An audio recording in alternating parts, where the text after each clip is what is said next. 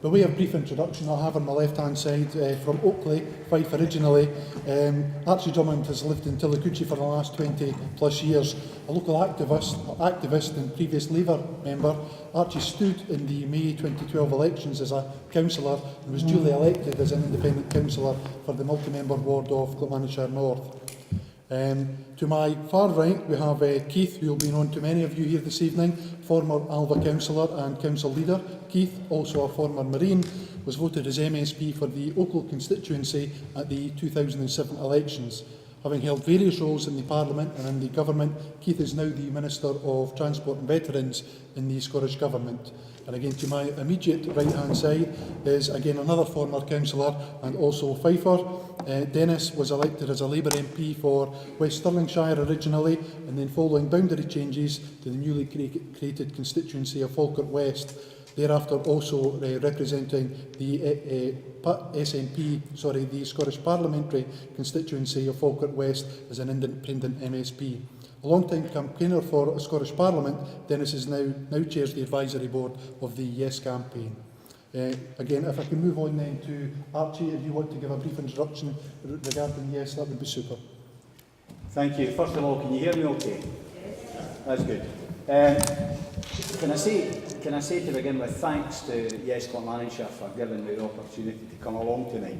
I'm absolutely delighted to be here and to participate in the Yes campaign. I'm conscious of the fact that the last time I sat on a platform with Dennis Canavan, it was around about 1981, and it was a City Hall in Perth at a Labour Party conference.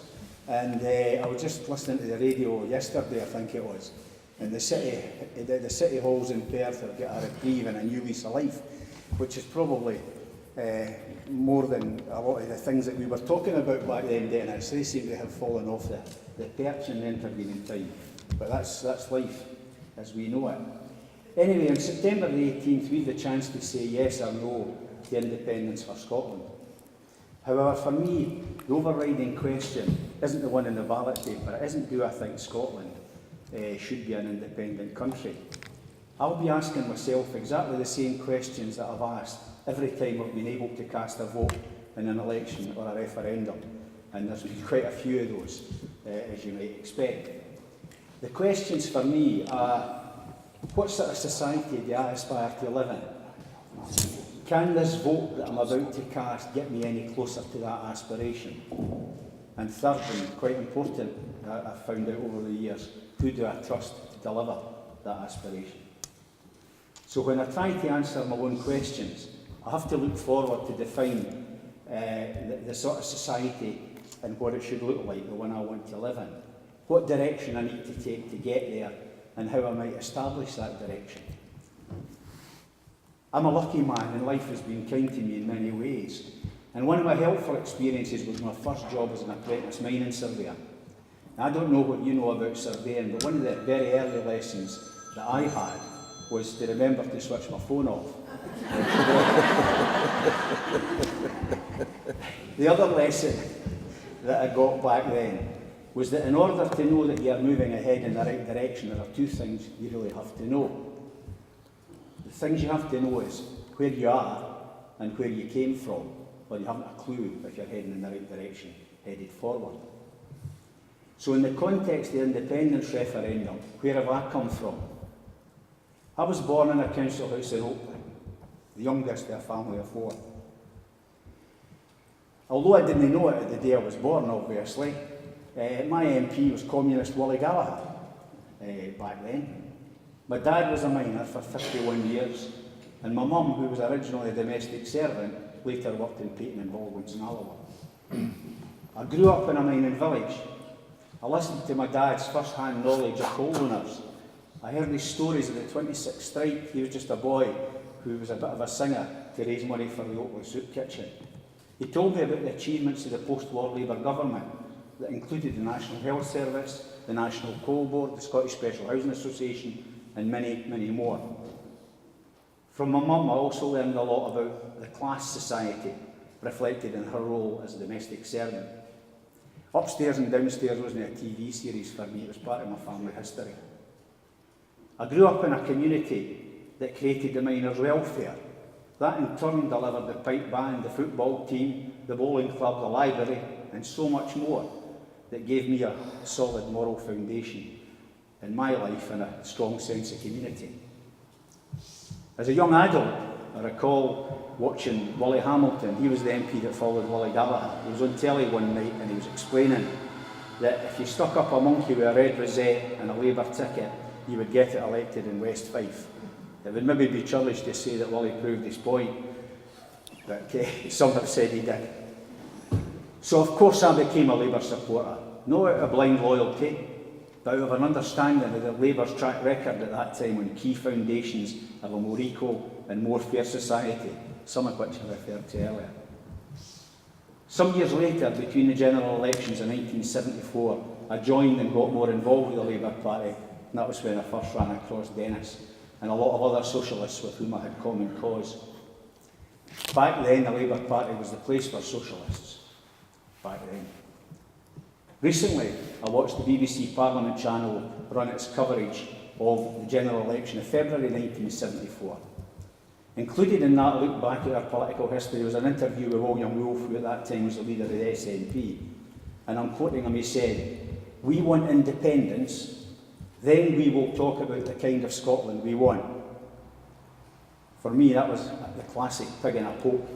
It certainly didn't stand the surveying test and was one of the many reasons that I joined the Labour Party shortly after that first election.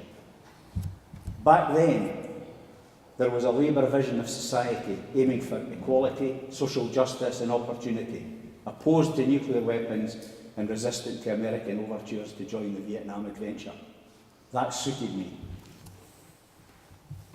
So for my surveying test, that's where I came from, so that's my first question answer. But over the ensuing years, a lot of stuff has changed. Although at the extreme, and I refer of course to Thatcher's version of Toryism, there was a discernible difference between Labour and Tory. Gradually and inexorably over the years, the two have become, as far as I'm concerned, almost indistinguishable. So while the people of Scotland voted increasingly for the left alternative, we get Tory governments we hadn't elected. And even when we got Labour governments, they came with illegal wars, privatisation, nuclear weapons, and increasing inequality in society. That doesn't suit me. I don't know if Dennis will recall this, but I remember as members of Labour's Scottish Executive Committee, Dennis and I sat in a working group on poverty. That was chaired by a young Gordon Brown. Mind you, we were all a bit younger in 1981. The working group was invited by the Law Society of Scotland to submit evidence to its consultation on a proposal to end bindings, what we know as warrant sales. For those of you too young to remember this, this was an amazing arrangement, a horrible arrangement, where working class families with small debts would have sheriff's officers descend upon their home, sell off their furniture and belongings to rapacious buyers for a fraction of their value to repay the banker or the moneylender. Dennis and I, and a comrade from Tain, who became a very good friend to me, voted for the proposal to end these arrangements, but we were in a minority in Gordon's working party. Gordon, who couldn't bring himself to support an end to that kind of savage treatment of poor people, went on to become the Labour Chancellor and leader, who appears to have had absolutely no difficulty bankrolling the illegal war in Libya. Sorry, Libya, did I say? Iraq. And the bailout of the failed capitalists running our banks into the ground. That is exactly where the socialist post-war Labour Party has now arrived. Very different place. So now we're faced with the united voice of London-based parties telling us what's good for us and just how bad independence will be. It has been labelled Project Fear, and we've heard references to Cameron jetting in and Scare Force 1, which all seem quite appropriate to me. Let me throw in another wee bit of history triggered by Project Fear. I went into a second-hand bookshop in Beverley in Yorkshire in 1983 and I bought a pile of books. I think some old communist for Hull had died and I managed to become heir to his books. One of those books was a small book written by an Aaron Bevan called In Place of Fear. In that book, he's a man, of course, as you know, who's credited with the delivery of the National Health Service in that government I referred to earlier. In his book he wrote, "It is a dangerous period in the lifetime of a nation when the convictions, beliefs and values of one epoch are seen to be losing their vitality. Those whose habits and possessions are bound up with the vanishing social order are filled with pessimism. For me, that pretty much describes Better Together, whose income and interests are tied to today's vanishing social order. Bevan seems to have anticipated very well the political reality that has settled on the United Kingdom in recent years. Because he also wrote, a nation too long suspended between alternative courses of action is in a sorry plight. It is even worse when we can discern little difference between the parties seeking our suffrage." I would suggest that that is a pretty good description of where we are today. We've got three, not two, three London political parties, Tory, Labour and Lib Dem, all looking exactly the same, all pessimistic, all bound up by self-interest in the status quo, and none of them offering a vision of the kind of society that I want to live in. I never thought I would see Labour feeding the Daily Mirror line on immigration to seek to hold on to votes that might go to UKIP and Westminster marginals, but that is exactly where the focus of the UK parties is these days. Better Together is fond of pointing out uncertainty on any grounds that they can come up with, but just how certain has life been in the UK in recent years or even further afield? For instance, do you think Alistair Darling saw the banking crisis coming? Of course he didn't. Those who now demand certainty have no track record in delivering it, or even delivering what they promised. For my overriding questions, what sort of society do I want to live in? I'll come to that in a minute. On who do I trust to deliver it? The answer is none of the aforementioned. I do not trust any of the London-based UK parties to deliver the kind of society that I would like to live in. So for my surveying test, I've told you where I came from, I've now told you where I am. So I have a wee look forward to the destination that I would like to arrive at. I want a society that's fair, one that gives opportunity to people on an equal basis. Most of all, a nation that lives in peace with its neighbours, and a community that values freedom and human rights. And just as a wee bonus, I would really like to have a government that I'd voted for. So that is the question is that more likely to be achieved with independence or as part of the UK? Let me for a minute turn the referendum question on its head. Imagine that we're now living in the independent Scotland defined in the government's white paper, and you're being invited to vote whether or not to join the Union. Would you sign up for austerity Britain, with even more cuts in spending, jobs and services coming down the line? And that's regardless of which of the London parties continues after the next election. I don't think so. Would you vote for a union in which you were governed by people that you didn't elect? I doubt it very much. Would you vote for a union in which 20% of our children live in poverty? I can't imagine that you would go with that. Would you support the introduction of prescription charges and tuition fees? Doubt it. And would you vote for a union in which the only growth industry is food banks? That's beyond my imagination. And who in their right mind would vote for the obscenity of parking nuclear weapons a few miles to our major centre of population?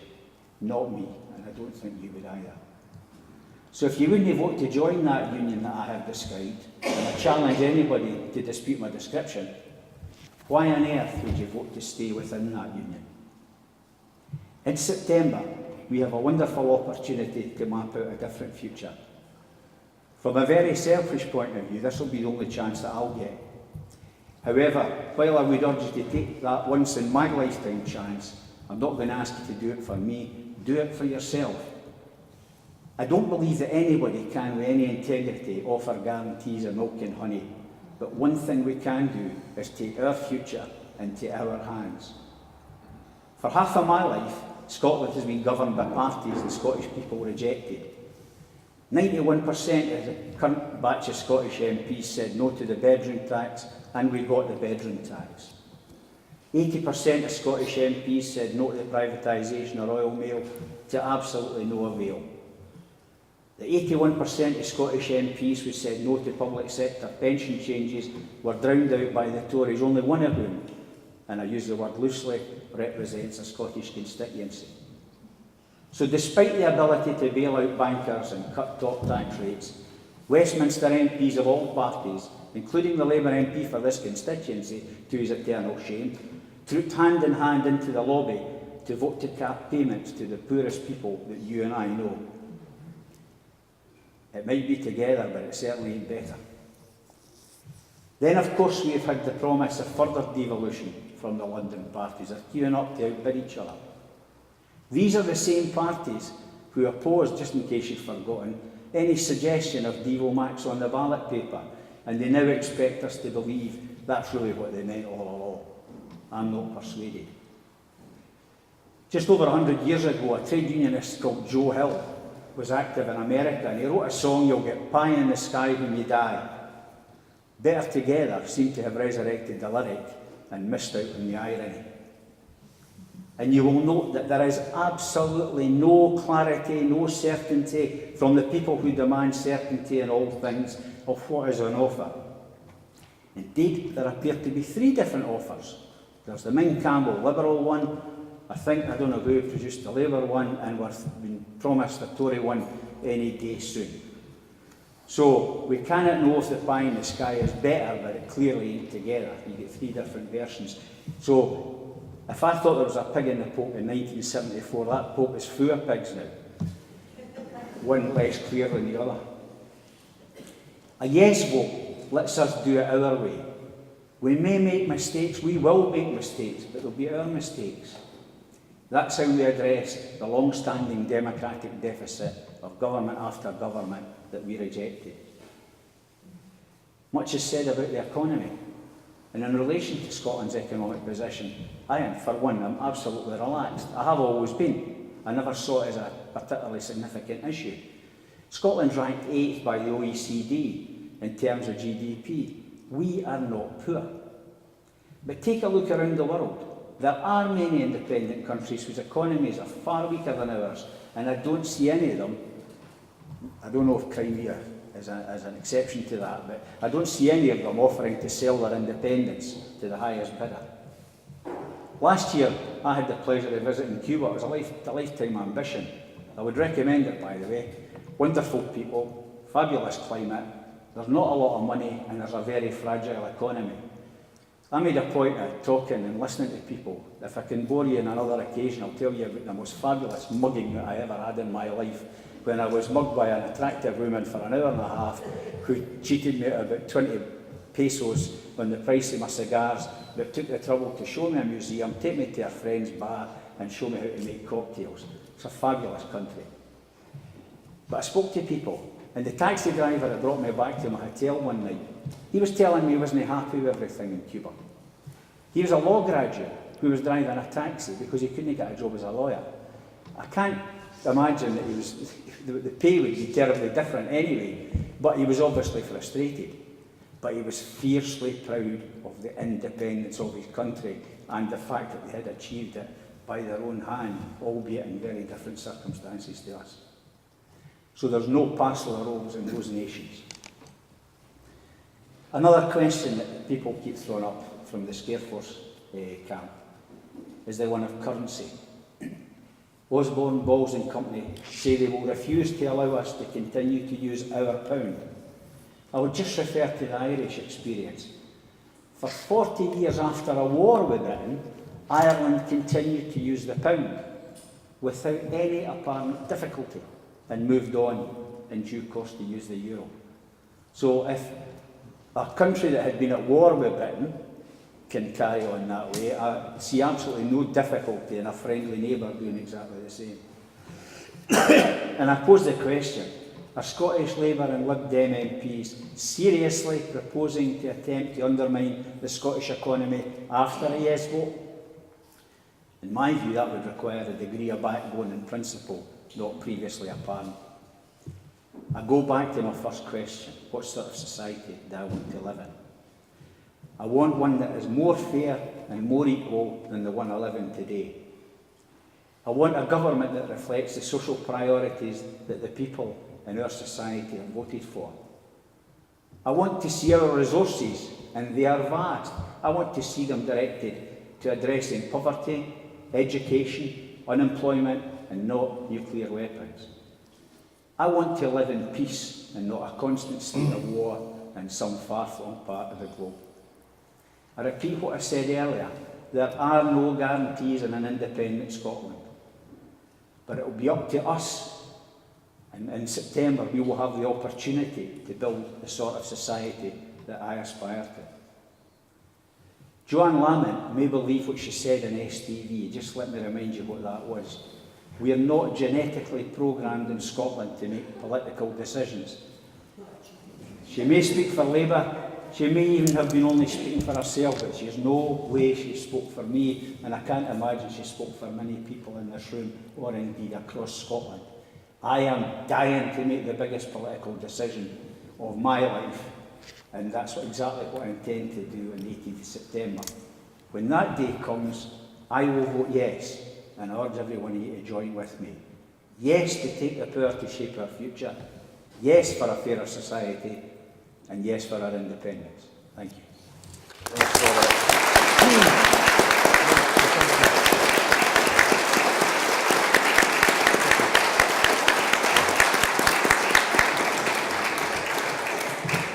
Thank you very much for that, Archie. If we move on then now to Dennis Canavan. Thank you.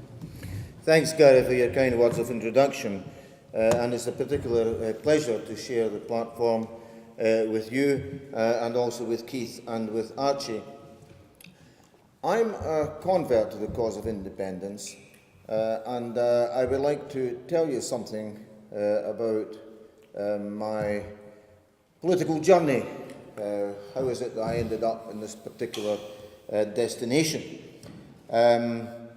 Like Archie, I come from a Labour background. In fact, I was virtually born and brought up in the Labour Party because my late grandfather, Frank Canavan, was one of the founding members of the first branch of the Labour Party in the county of Fife.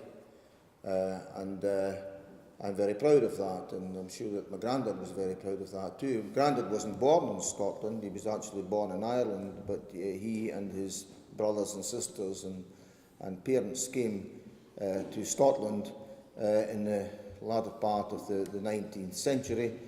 I suppose they would be called nowadays economic migrants. They were looking for work, and at that time, just as in Clackmannanshire, there was a thriving coalfield in Fife, and which provided job opportunities for people like my grandfather. And Grandad spent virtually the whole of his working life in the labour and trade union movement and in local government, trying to improve things for his fellow workers and also for his fellow citizens. And what was it that these socialist pioneers were fighting for? They were fighting for basic things like the right to work, the right to a decent living, the right to a roof over your head, the right to education, particularly for their children, the right to a national health service freely available at the time of need. And what was it that drove them? What was the driving force? It was like a hunger, sometimes real hunger, a fire in the belly hunger, but always it was a hunger for social justice.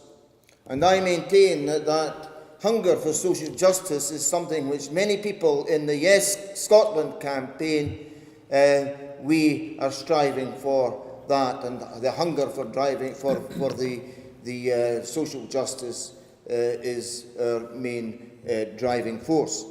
And when you look around contemporary society, there certainly still is a need for a campaign for social justice, because there's a distinct lack of it in contemporary society.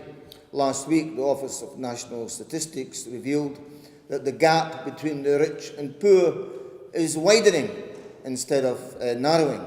And we've now got a situation where in Scotland alone, 70,000 people are dependent upon food banks.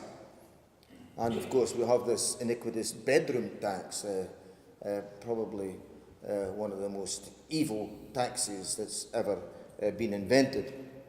Now, I used to think, perhaps naively, but I used to think that the solution to all this was the return of a Labour government, which would bring about higher standards of social justice for the people of Scotland and people elsewhere in the United Kingdom. Indeed, I remember, and Archie will remember, the 1979 general election, when the Labour Party put a question to the people, and the question was, what kind of society do you want?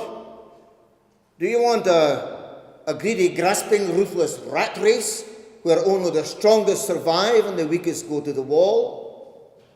Or do you want a caring, sharing society, where people look after their neighbour, and where most help goes to those who are most in need? Well, at that general election in '79, Scotland, by and large, voted for the caring, sharing society. But we were outnumbered and therefore outvoted by people elsewhere in the United Kingdom who voted for the greedy, grasping, ruthless rat race. And what kind of society did we get? Did I remind you? We got a Prime Minister who had the brass neck to come up to Scotland and tell the Kirk, which is meeting just now in General Assembly, she had the brass neck to come up and tell the General Assembly of the Church of Scotland, there is no such thing as society.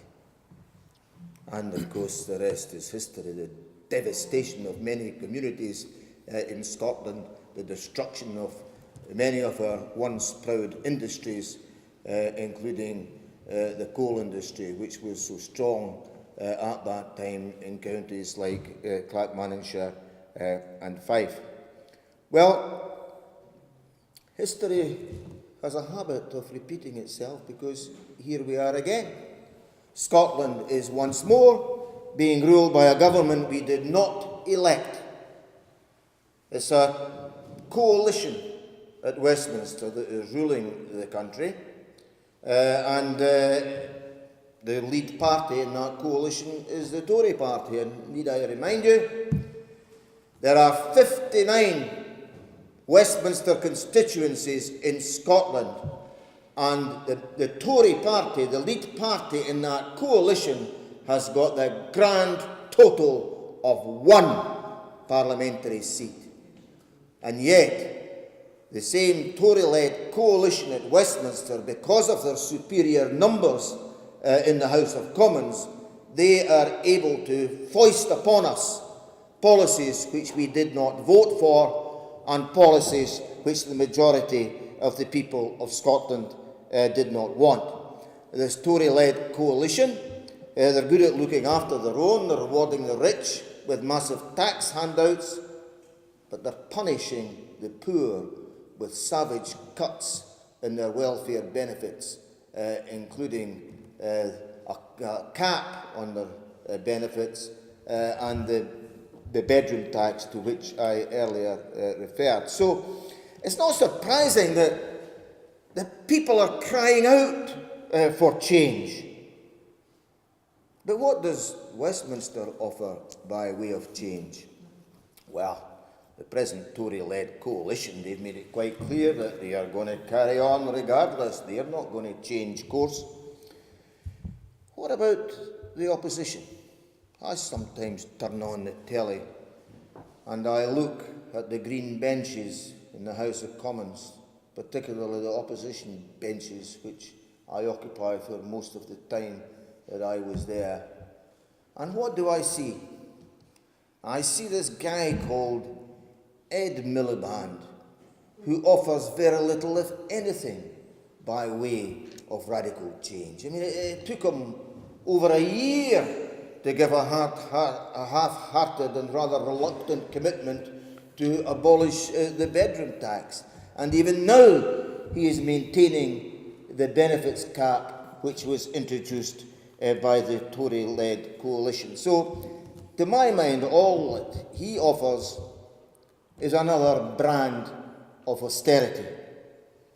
Changing the occupancy of number 10 Downing Street is not going to bring about the radical change, the fundamental change which I want to see and which I believe that the majority of the people of Scotland want to see. So I have no faith in the constitutional status quo. I do not see independence as some kind of panacea whereby suddenly on the 19th of September of this year somebody is going to come and wave a magic wand and all the ills of Scotland will be magically cured. Life's a wee bit more complicated than that, but as I say, independence may not be a panacea, but I do believe it offers an opportunity, a massive opportunity, to bring about the progressive, radical change which the majority of the people of Scotland want to see. I said earlier that I'm a convert to the cause of independence, and my conversion is not based on any emotional experience, it's based mainly on my parliamentary experience. I spent, some people might say, I misspent 26 years as a Member of Parliament at Westminster, a Labour Member of Parliament at Westminster, followed by 8 years as an independent member of the Scottish Parliament, and I've been retired now for 7 years, and I haven't just been vegetating. Some of you who are retired like me will probably know that retirement gives you time to think outside the box. In my case, to think outside the political cocoon in which many Westminster politicians reside. And after a great deal of thinking and reflection, I have come to the conclusion that Westminster is completely out of touch with the people of Scotland. What about the Scottish Parliament? Well, it's not perfect. It's made up of human beings, and human beings, well, the very nature of things is sometimes make mistakes. But by and large, I believe in the 15 years of its existence now, by and large, I believe that the Scottish Parliament has shown that it responds far more readily and far more positively to the values, the wishes, the needs and the aspirations of the people of Scotland. And let me give you a few examples just to justify that statement. I remember when my granddad was telling me about some of his achievements, and he told me that during his days as a councillor in Fife, way back in the 1920s, he and his colleagues laid the basis of a system to enable working class children to stay on at school and in some cases to go on to college or university. Why? Because they saw that education was the liberation of the working class. And I remember in the 1960s when I went to university, by that time Harold Wilson, the Labour Prime Minister, he'd introduced a national system of student grants, which was probably the most generous support system for students anywhere in the world. And you know, I perhaps naively thought that this would inevitably continue, particularly under Labour governments. But what happened when Mr. Blair became Prime Minister in 1997? We'd waited 18 long years of Tory government to throw off the shackles. And what did we get? One of the first bills that was introduced by the Blair government was a bill to abolish student grants, even from students from low-income families, and a double whammy, they also introduced tuition fees. Now, these tuition fees are still there south of the border if you're a student going on to college or university, and I realise that there might not be many students here in this audience, but some of your sons and daughters or grandsons and granddaughters might be students. And may I remind you that south of the border, a student could be coming out of college or university after a 4-year course with a millstone of debt amounting to £36,000 round their necks. A lot of people think it was Thatcher that introduced tuition fees. It was nothing of the sort. It was the Blair government that introduced tuition fees. And I spoke against it, and I voted against it. And of course, they took revenge by stopping me from being a Labour candidate for the Scottish Parliament. Well, I was very proud to be elected to the Scottish Parliament, and one of the first things the Scottish Parliament did was to abolish the upfront payment of tuition fees, and the present Scottish Government has abolished tuition fees completely. And I think that in itself is a great improvement for education compared with what students and indeed working class mums and dads have to suffer, all the skimping and saving and sacrifices that they've got to make in the case of students south of the border. I can also think of my own peer group, senior citizens. They get a fairer deal in Scotland because it was the Scottish Parliament that introduced free personal care and free nursing care for people who need that standard of care in the community. That has never been introduced south of the border, and as a result, our senior citizens in Scotland get a fairer deal.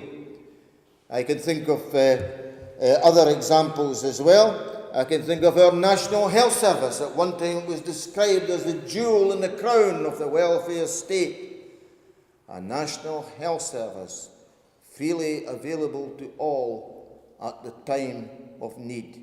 Well, you know something, Nye Bevan founded that National Health Service in 1948, and I doubt if he would recognise what's left of the National Health Service south of the border, because it's becoming more and more privatised, more and more dictated by market forces, and of course they've abolished the free prescriptions, and as a result, sick people in England are having to pay prescription fees of over £8 now per item. Well, thanks to the Scottish Parliament, we still have a National Health Service which is publicly owned, the property of the people, and it is freely available at the time of need due to the fact that the Scottish Parliament abolished prescription charges.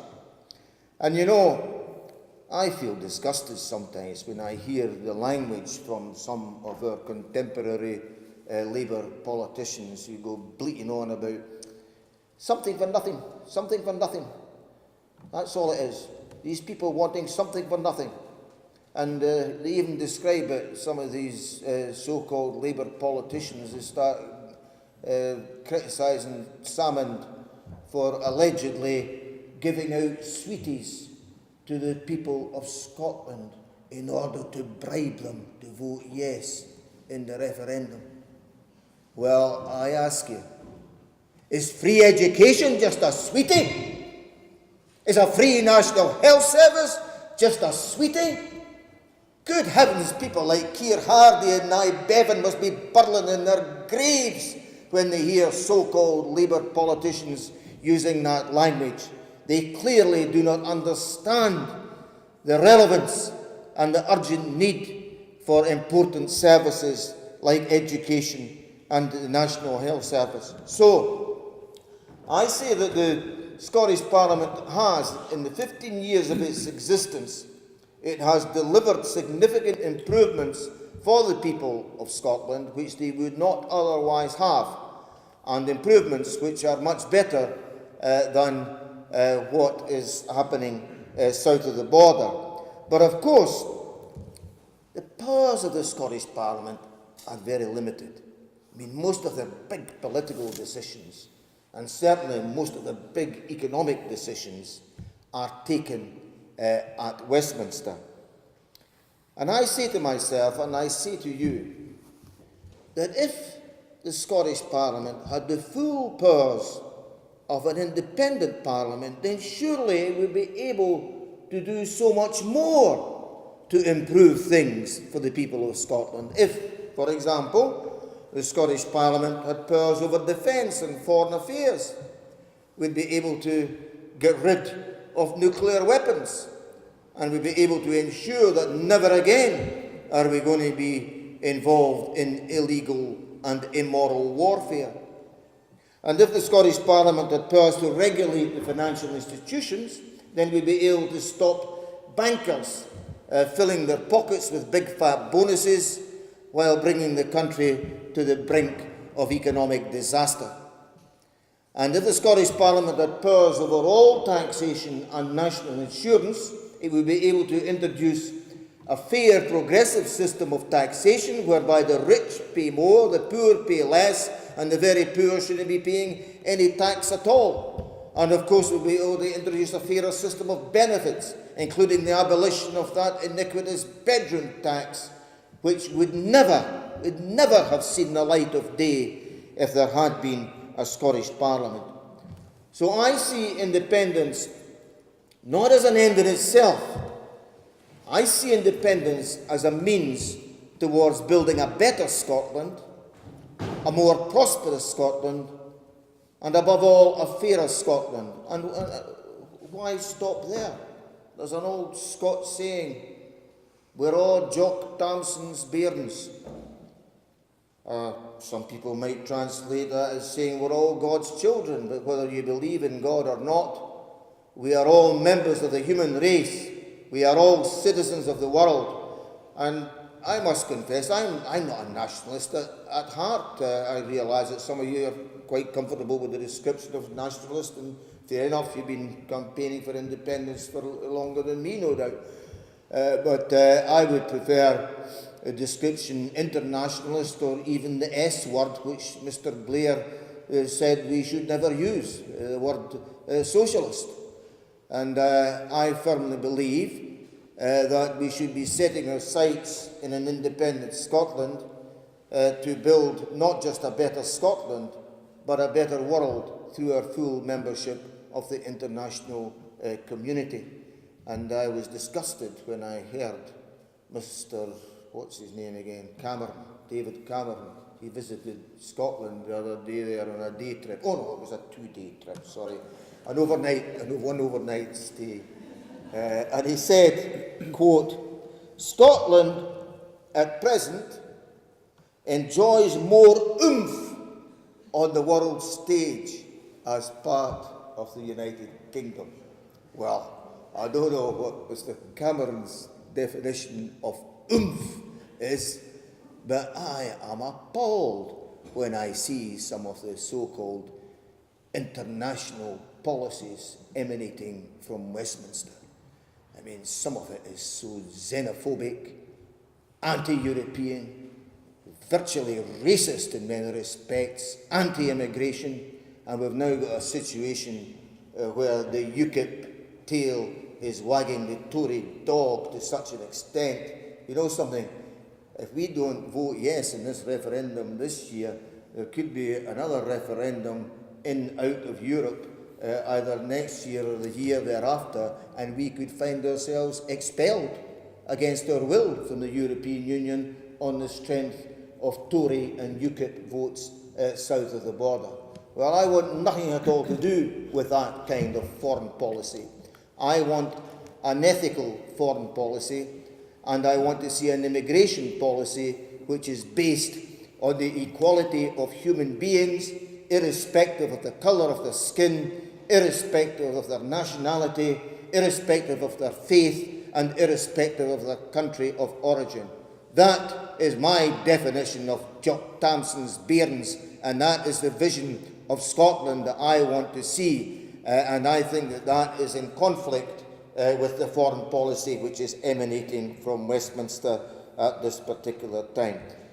Before I finish, I would just like to say a wee word about Yes Scotland, because I chair the advisory board of the Yes Scotland campaign. We are a broad, inclusive campaign. We're not simply a front for the SNP, as some people allege, and it is difficult sometimes getting people to understand this, that this vote in the referendum is not a party thing. There still is an element of tribalism in people's voting patterns in Scotland, You know, people who just say, well, my mum and dad voted this way, and so did my grandparents, so that's the way I'll vote. It's handed down almost like some faith or tablets of stone or whatever, and they don't maybe question things as much as what they should.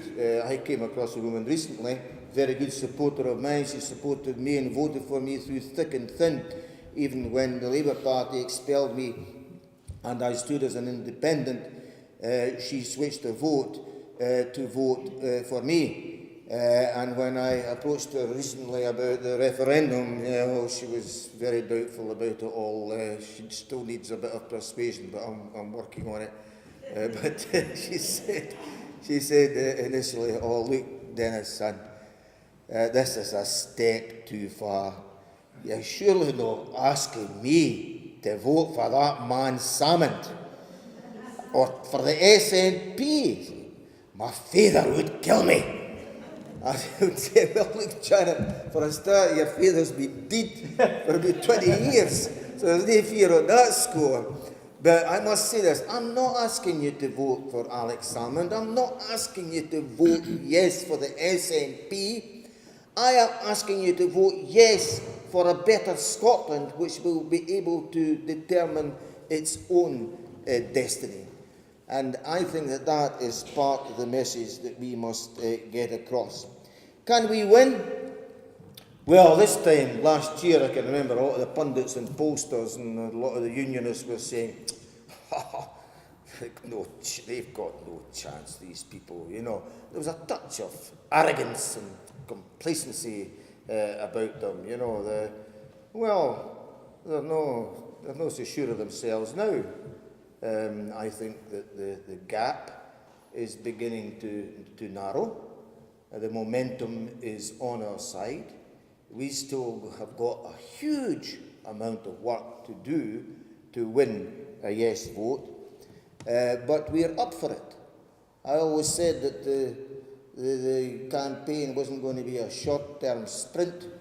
It was going to be more like a marathon. And having run more than a few marathons in my time, I know that the guy that's in front of you at the halfway stage isn't necessarily going to be in front of you at the finishing tape. And I am optimistic. I'm certainly not complacent. I repeat, we have got a huge amount of work to do, but we have got something which the other side do not have, and that is an army of volunteers. And I'm not talking about the kind of army that the Minister for the Armed Forces or the Veterans is perhaps thinking about, although there are parallels or comparisons. I'm talking about the army of volunteers that we have got in every part of Scotland. And once we get these people fully mobilised, fully trained and mobilised to campaign, then you're going to see the biggest, the best and the most successful grassroots community-based campaign that Scotland has ever seen. This campaign is not simply going to be won in television studios or radio studios or the column inches of newspapers.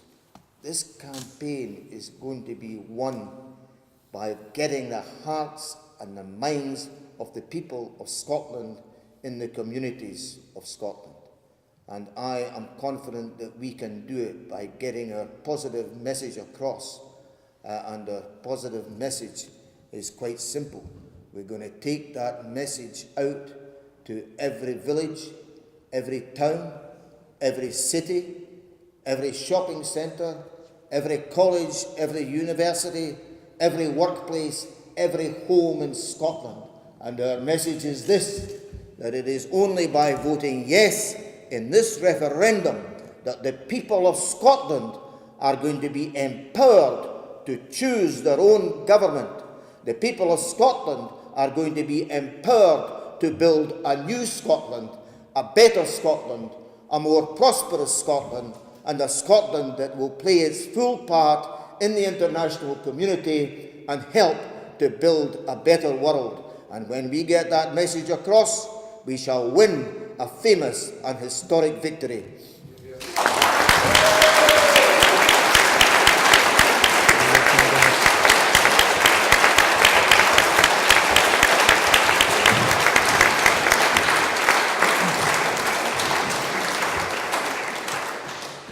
Thank you very much, Dennis. Now Keith Brown, thanks. Thank you very much, Gary. I should say first of all that we've just heard, I think, two very powerful speeches, and probably expect nothing different from Dennis, having heard him on a number of occasions. But I also thought Archie's arguments and the story of where he'd come from to come to a position where he was supporting a yes vote was very powerful. And also, you know, Dennis gave us some talk about the political journey that he'd undertaken as well. So just very briefly to say that for my part, I would very much like, in fact, to have had what Archie and Dennis have had in terms of this heritage, fantastic heritage, rich heritage of involvement in the particular in the Labour movement, as both of them described. But that's not the case for me. I was not involved in politics at all. My father died when I was quite young, so there wasn't that discourse with your father that you sometimes have. And my mum was left with 6 kids and a widow by the time she was 30. So politics didn't really feature much in my early life. But I do remember one important thing. I don't remember the thought process that started it off. It was in 1979. My mum was quite unwell at the time, and it was a referendum.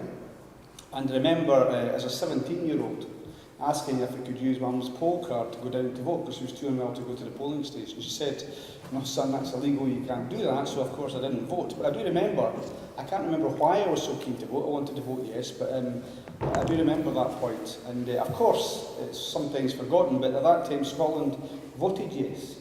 Scotland voted yes in a referendum to establish an assembly, and yet it didn't happen. I don't know how much more you have to say about the democratic deficit that we've suffered over these years, but that's a very stark illustration of the democratic deficit. Scotland voted a significant majority for an assembly and did not get one. Roll forward 4 years, and after I'd had a short stint in the forces, went to university. I joined, first of all, before I went to university, the campaign for the Scottish Assembly, which was an all-party campaign with a chap called Jim Boyack, Sarah Boyack's father. And it ran a marathon for them, to raise money for them actually, in the Edinburgh Marathon in 1983.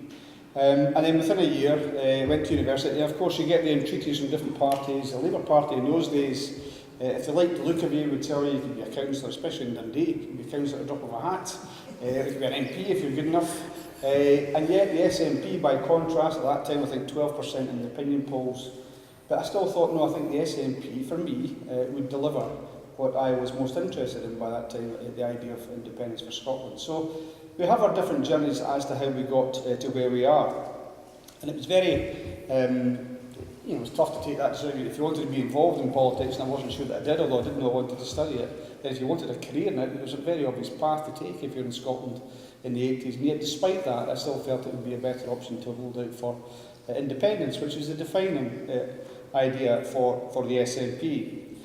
And I do remember later on, during the course of my time at Dundee, listening to Jim Sillars, who said in a speech he gave, and I was a big fan of Jim Sillars at the time, he said, if you don't exercise power over yourself, and you let somebody exercise power over you, then they'll exercise that power in their interest and not in your interest.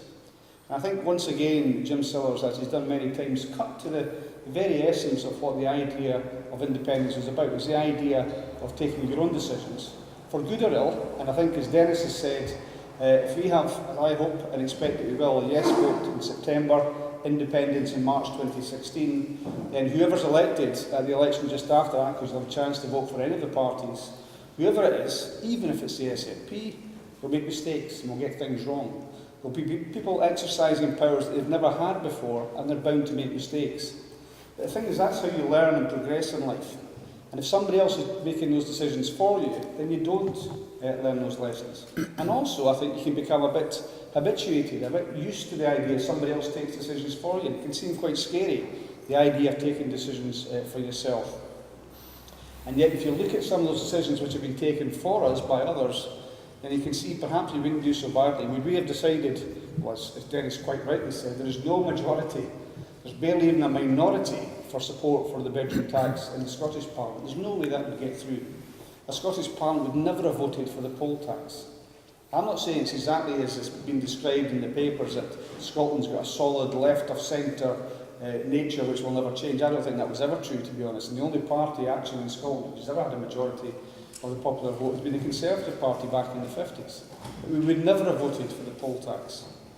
We would never have voted, in fact, the Scottish Parliament, when it was there, voted against participation or many parts of the Scottish Parliament voted against participation in the Iraq War.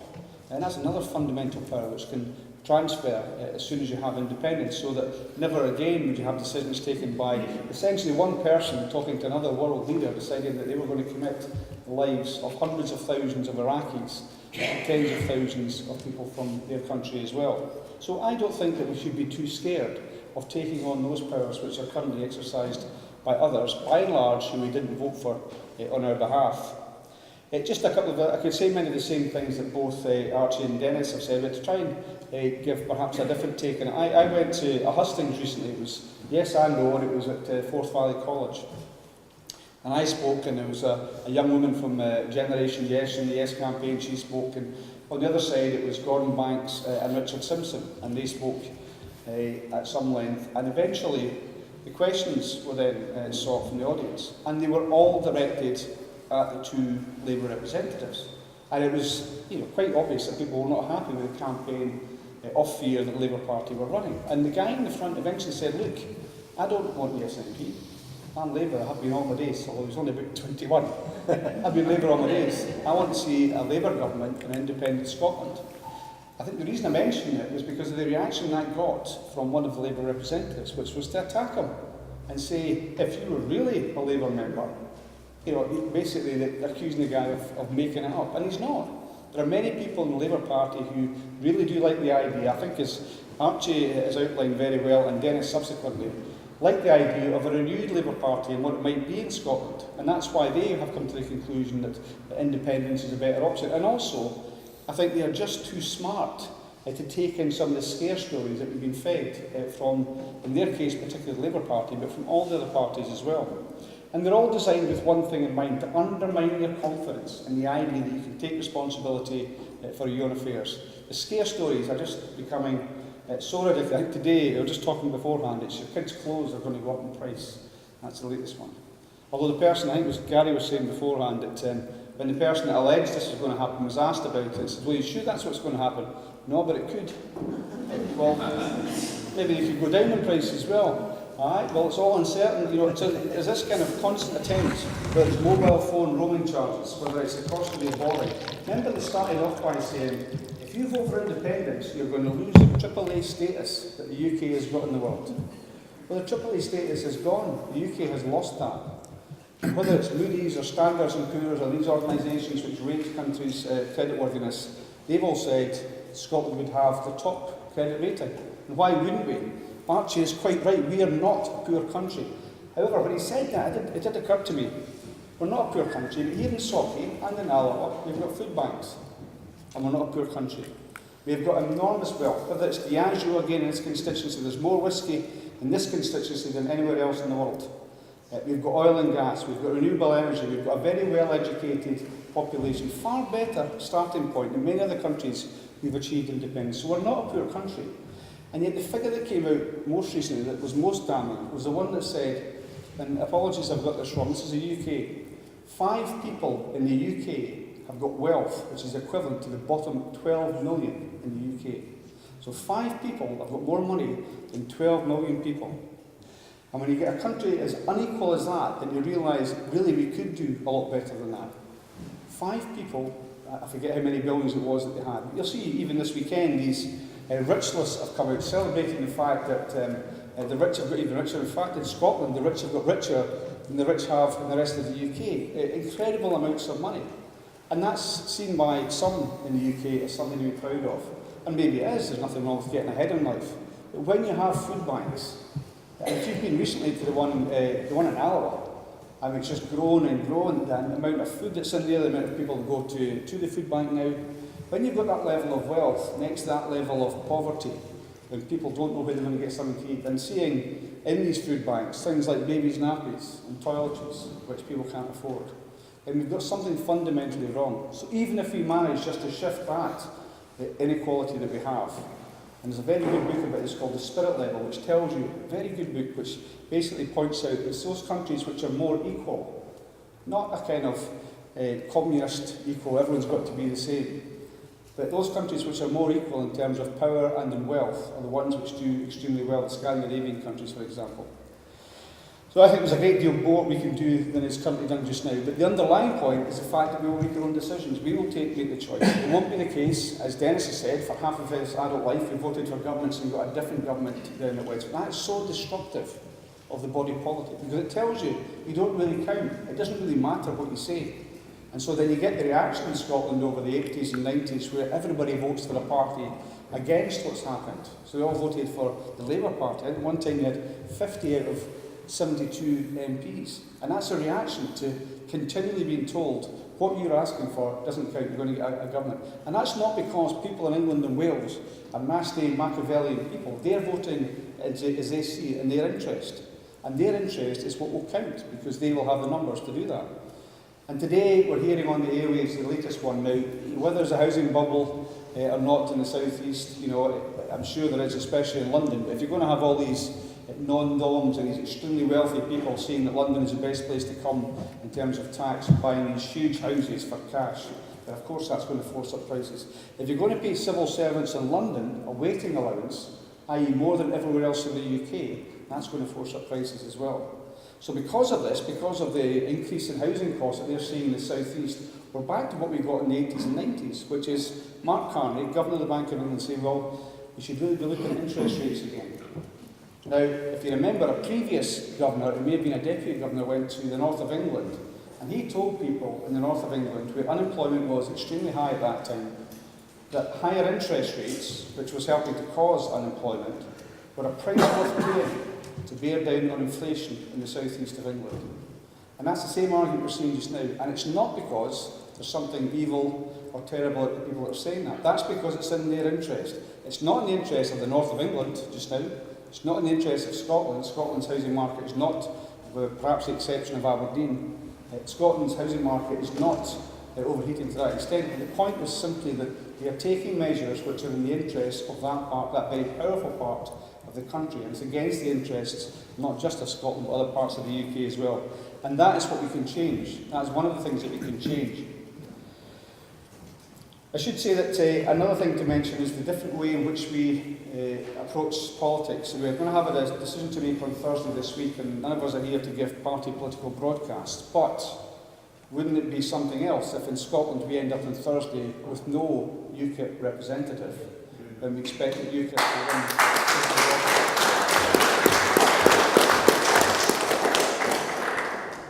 And if you look, one of the polls at the weekend had UKIP, I think on 34 or 35%, about 11 points ahead of the next placed party. And Dennis mentioned quite rightly, thinking in the past, as many people did, that really, should we muck about with constitutional change when really, if you get another Labour government and that could sort everything? Well, even if they were going to do that, and I think Dennis is exactly right to be sceptical of them doing that, let's not forget who brought in the bedroom tax in the first place. It wasn't the Tories. Private sector, the first people to bring in.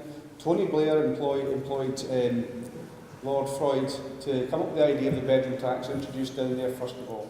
They didn't turn up when they had the chance to abolish it in the House of Commons. And they'll defend, the Labour MPs, as Archie mentioned, including the local Labour MP, will defend to the absolute death the right of the Tories to impose the bedroom tax, even those who say they're against it. So it's worth thinking about that. But even if you did feel that was the case, if you start to see, as you've seen in the last week, the Tories creeping ahead in the opinion polls for the first time, I think, since the last election, more or less. You start to see the prospect of a Tory UKIP government, because the Lib Dems vote seems to be collapsing. That could be the future. Now, whether it is or not, the point is worth making that whatever happens is uncertain. There's no way you can guarantee what's going to happen. And I think it's been said already, the huge energy of the No campaign is to say it's going to be uncertain. And there's a reason why they say that. They're trying to undermine people's confidence. Well, of course, the future is uncertain. I got it today. I was at Rosyth with the new bridge that was going up, and a reporter said to me it was Babcock's saying they were worried about the uncertainty if it was independence in case they didn't get orders for more aircraft carriers. Well, who knows what they're going to do with the 2 aircraft carriers that they've got. They've got no aircraft to go on them, and one is to be mothballed as soon as it's built for years to come. And don't forget, of course, they've made much of the cost of the new Forth crossing, which was meant to be £2.3 billion upwards. That's now going to be £1.4 billion. But those 2 aircraft carriers, to assert British power around the globe, started off at £3 billion, and the latest estimate is £6 billion. So you can see that the priorities, if you're building huge aircraft carriers, and Dennis has mentioned defence, which is often not mentioned at these kind of meetings. We currently, as Scotland, pay about £3.3 billion per year to the UK Treasury in terms of our contribution to defence. The last estimates, and they are some time ago now, back in 2007, were that we get back £1.7 billion for that. So the idea that we can't afford our own proper defence force, not least because we won't have to pay a contribution towards a £100 billion replacement of Trident, but also because we wouldn't have the same priorities as the UK government seems to have, this hangover from empire, having a permanent seat on the Security Council, despite the fact you've got countries like India, massively bigger than the UK, with massively more role to play in the world, and yet they don't get a seat in the permanent Security Council. So they have different priorities. Scotland could have its own priorities in terms of defence, doing things that we used to do, the UK used to do for us, like have some surface navy vessels in Scottish waters. They don't have any, not a single major surface naval vessel in Scotland. They don't do the patrols off the north coast of Scotland that they used to do. When the Russians used to come quite a lot, nuclears would get scrambled and so on. It's not just for the sake of doing that. I'm not saying there's a serious threat from Russia wanting to invade Scotland, but your other partners in Scandinavia expect you to play your part, and the UK doesn't do that. So instead of spending all this money on stuff that we don't need, massive aircraft carriers, nuclear weapons, why not spend the stuff on stuff that we do need, proper equipment for our armed forces? Gordon Brown came to my street during the election in 2010, you may remember this, and I was doing my gardening at the time. And I went there and challenged him, perhaps foolishly, but I went and challenged him. And my challenge to him was at that time, I remember 2010, the number of UK service personnel being killed in Afghanistan because of lack of helicopter support and lack of basic equipment. The food was appalling, the footwear was shocking, and yet we're spending billions on nuclear weapons. And you'll see even UK senior military personnel saying just now, what is the point in a nuclear deterrent? Who are we going to be firing this nuclear deterrent at?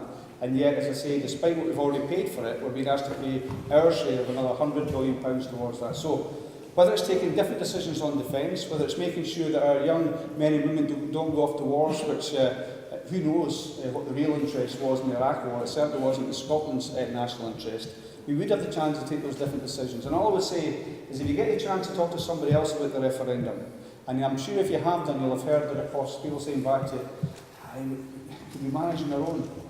And you know, it really is a testament to the power of the Union. They've managed to leave us, some of us, with that mindset. Could we manage?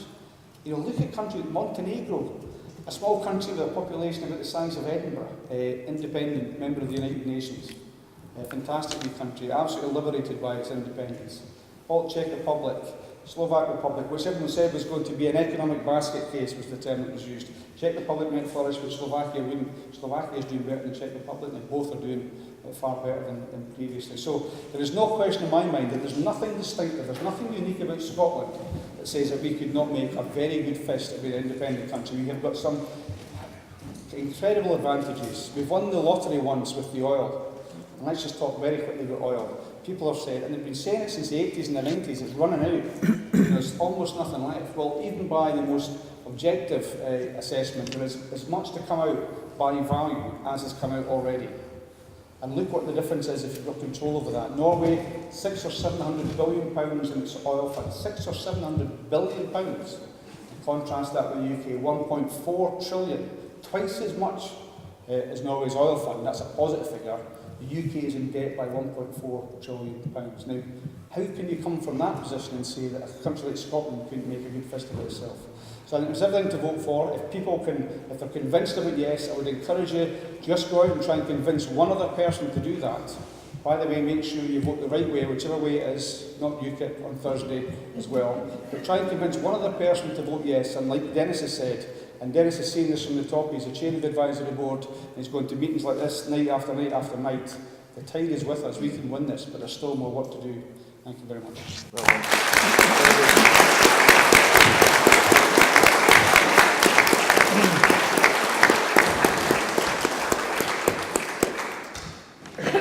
Thank you very much, Keith. We are now going to open the evening up to questions. Are there any questions anyone wants to ask anyone from the panel? Any hands going up? I would just like to know what's going to happen if they continue to say they're not going to come in agreement with Dennis, good. Yeah. There is an element of bluffing going on here on the part of the UK government, in my humble opinion, and there's been a very interesting leak from a very reputable journalist, I think it was the Guardian newspaper, who indicated that even a senior cabinet minister had privately admitted off the record that they would be prepared to go along with the currency union. Now, it's important to realise, I think it was Archie who mentioned this, that if you can draw the comparison with Ireland, and Ireland used the pound for many, many years before it entered what's called the European exchange rate mechanism, and then that I think called the punt, or the Irish pound, and it was a slightly different rate from the pound sterling, and then eventually Ireland joined the euro. But it's important to realise this, that there's nothing that the rest of the UK government can do to stop us using the pound. The pound is an internationally tradable currency. They can, in theory, decide that we should not be part of a currency union with sterling. But that would be cutting off their nose to spite their face, because it would not be in their interest, because they would be faced with additional transitional costs as we would.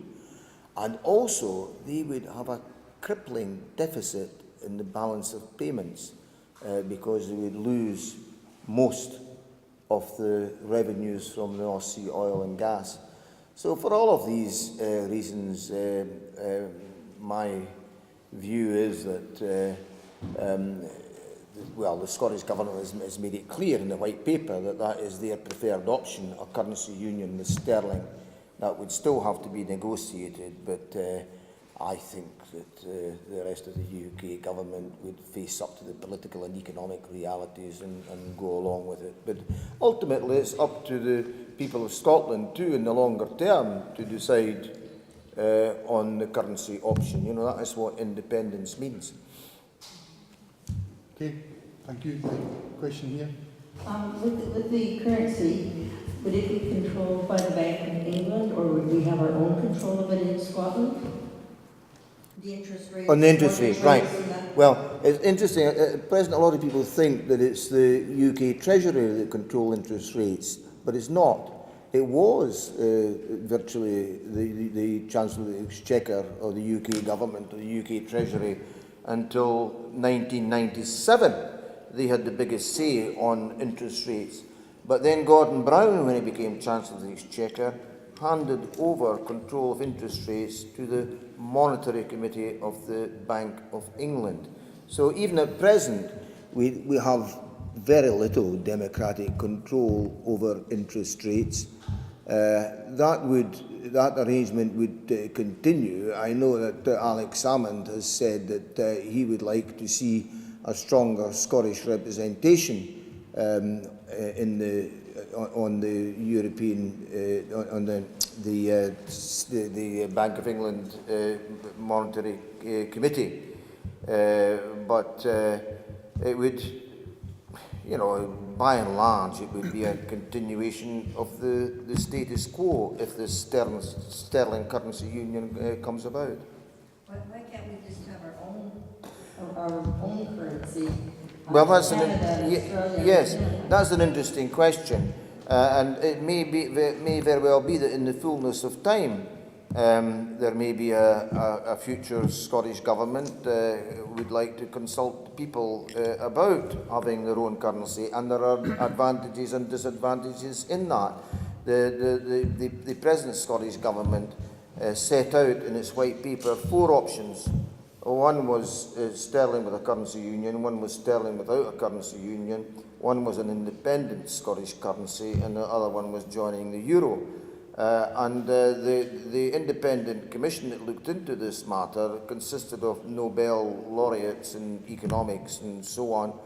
And they said that any one of these 4 options would be a workable proposition, but they recommended the sterling currency union. The present Scottish Government has accepted that as their preferred option, and that looks the likely start of the negotiations. But as I say, in the longer term, you know, looking into the future, your option might come on board again, or indeed if the euro recovers in the fullness of time, then maybe a decade or so down the road, the people of Scotland might want to join the euro. But that's all looking into the future. The immediate agenda is, in the aftermath of a yes result, the Scottish Government will be pursuing the sterling currency union. I think Archie wants to make some comments here too. The reality is we can do exactly what we like. I mentioned Cuba earlier. Cuba has two currencies. They've got a peso that the Cubans deal in, and they've got a convertible peso which visitors deal in. I don't know how it works, but it works. And they're really pleased to get a convertible peso and a tip. But we can do whatever we choose to do. We can invent a new currency if we like. Although, remember, sterling comes from just up the road. You know, it was ours to begin with.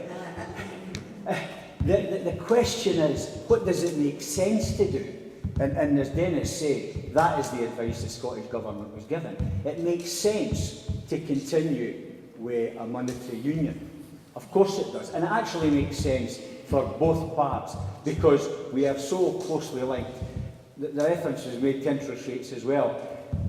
That would only become an issue if our economies were driving at such vastly different rates that one needed to be significantly different from the other. We can do what we want, but as I say, the bottom line is it makes sense for the outset, and that isn't cast in stone. Maybe 10, 20 years from now, we will have the Scots pound, or whatever you want to call it, but it's just sensible. There's a lot of stuff to be sorted out after the vote. There's a hell of a lot of stuff to be sorted out. You don't want to make things more difficult in that context than they need be. So it's just a sensible conclusion. Keith? Yes, I've got some sympathy with people that are genuinely confused because I've seen politicians on the no side, in fact, some unholy alliances of Labour, Lib Dem and Tory politicians standing there and saying this is not going to happen, no way. And on the other side you're seeing, certainly the SNP saying that we believe it's in the interest of both countries to do this. So it's quite difficult to understand that point to work out, well, who's telling the truth here? But I think that the point that both Archie and Dennis have made is try and look at what makes sense to do. Leave aside the fact that Scotland invented paper currency, that the pound is as much our pound, that we founded the Bank of England, the guy founded the Bank of England, it was a Scot. Or even that the UK has recently, in recent decades, looked at having a formal currency with Norway, which is not very well known. But just look at the facts. One reason why the euro is in the stress that it's got is because the Maastricht criteria, which sounds really exciting, were the ones that said the country should generally perform at the same level economically in terms of productivity and so on. And they didn't, and that's why you got Norman Lalland, if you remember, coming out looking shell-shocked in the Treasury saying we're bounced out the exchange rate mechanism. That's some of the internal contradictions within that currency. And even Germany didn't comply with the criteria. In Scotland and England, remarkably now, not so much in the past, productivity is almost exactly comparable. Wages are not quite, but they're getting there. So the tensions are not there. And as both Dennis and Archie have said, why would you want to have the massive transaction costs? And really, if you look at the chronology over recent months, the UK Treasury has been all over the place. They had all these scare stories about how indebted Scotland's going to be. Then the market started to get really jittery. And that's why they made the statement that surprised a lot of people. Actually, the UK Treasury has to stand behind every single pound that's been borrowed, not Scotland. We think Scotland should pay its share, but their position is that the UK government, it's the government which has borrowed that money and they will stand behind it. And the reason they said that is because the markets were getting jittery because of some of the nonsense that they're talking about. The common sense approach is to have the pound. Dennis is, of course, absolutely right. Nobody can bind future Scottish governments. If a future Scottish government, if whichever political party wanted to have a referendum on changing the currency, of course they could do that. But our position in the white paper is that we should stay within the UK currency. And I believe the day after independence is voted for on the 18th of September, that will be the position of the UK government. Maybe with some negotiation trying to get other things, but that's what will come down in favour of. Question here. The guarantee for savings, how is that going to work out? I know it's in the white paper it says it's going to be all right, it'll be covered up to, well, I think 85,000 with the Bank of England just now, so what about the Scottish if it's a yes vote, what happens then? But the same applies to that as applies to the issue of pensions. So it's a question who makes that commitment, who stands behind that commitment, whether it's the savings that you've mentioned or in relation to pensions. And some of the same scare stories are coming out about pensions, and yet recently, one by one, all these different scare stories have been knocked down. And one this week was on border controls from Dan Alexander, but the one on pensions, the UK Government Minister last week, or perhaps it was the week before, went in front of the House of Commons Committee and said, your pensions are completely safe if Scotland votes for independence. And the reason is because that's a legal obligation. It's the savings I was talking about. Well, I think the same applies. The commitment that's made in terms of savings is the same obligation, and I think our position is there should be continuity of effect. There should be no detriment to your situation in terms of either banking or in terms of pensions if Scotland becomes independent. And the other point to bear in mind is, well, can an independent Scotland afford it? Well, we spend less, and again I'm talking about pensions and welfare. The same would apply to some extent in relation to banking and savings as well. But we spend less as a proportion of our GDP on welfare and benefits than the UK does. Now that might come as a surprise to folk because we've been told different for decades, but that is the actual facts. So we are better able to afford the obligations which the UK government currently has than they are. And that's why I think Scotland is more sustainable. Yes, it's important to remember that within the sterling currency union, interest rates would be the same, right? And so the savings in Scotland would be unaffected. I personally would like to see a tighter control of the tighter financial regulation of banks and other financial institutions. I referred to that briefly in my earlier contribution because I think that part of the reason why we got into such a mess and why the Royal Bank of Scotland and HBOS got into such a mess was that the UK Treasury and the UK Parliament did not implement a tighter regime in terms of banking regulation. So, You gave it to the banks. pardon? I'm saying you gave it to the bank to regulate it, didn't you? Well, there was a banking and financial services regulation, but it was far too loose a rein, and that was part of the problem, that the banks and financial institutions were allowed to get away with it, whereas if there was more control over banking regulation, then we wouldn't have got into that mess. Okay, question here. Like many on the audience, I've got relatives who live in other parts of the United Kingdom. Now, I had some people visit recently, and they asked some quite interesting questions. We're all discussing the prospects of the referendum and independence. How would the panel respond to the accusation that by voting yes, you're effectively abandoning many other people in other parts of the United Kingdom who have no great love for the Tories any more than anything else here does?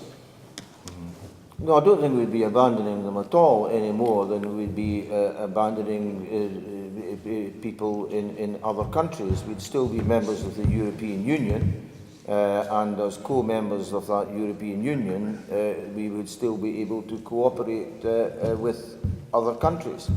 And I don't accept this business about, the solidarity of the working class is such that we must all stick together through thick and thin.